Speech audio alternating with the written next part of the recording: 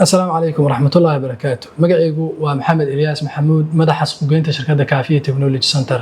حرم تكنولوجيات oo hormuud u ah hal-abuurka iyo horumarinta adeegyo casri ah oo wax ku ool u ah bulshada Soomaaliya. Xafiiska suuqgeynta Kaafiye waxa uu door muhiim ah ka ciyaaraa isku xirka shirkadda iyo bulshada. Waxaan hogaamiyaa istiraatiijiyadda suuqgeyneed iyo qorshayaasha kor u qaadayo sumcadda shirkadda iyo ballaarinta adeegyadeena. Waxaan si dhow ula shaqeeyaa xafiisyada kale ee Kaafiye Technology Center sida xafiiska Kaafiye, xafiiska daryeelka macaamiisha, xafiiska diiwaangelinta, xafiiska horumarinta sistamyada iyo xafiiska tababarada. Iskaashigan ayaa noo suuragelinayo inaan bulshada Soomaaliyeed u soo bandhigno xalal teknolojiyadeed oo casri ah tayo sare leh. Sidoo kale Digital Solutions waa mid ka mid ah adeegyada uu bixiyo xafiiskayga. Waxaan ganacsatada Soomaaliyeed ka caawinaa helidda macaamiil cusub iyo sare u qaadista ganacsigooda. Ugu dambeyn, shirkadda Kaafiye Technology Center waxay higsanaysaa inay ahaato udub-dhaxaadka hal-abuurka teknolojiyad ee Soomaaliya. Xafiiska suuqgeyntu wuxuu u taagan yahay isku xirka bulshada Soomaaliyeed iyo shirkadda KTC. Sidoo kale isku xirka shirkadaha Soomaaliyeed iyo macaamiisha ay higsanayaan. Mahadsanidin.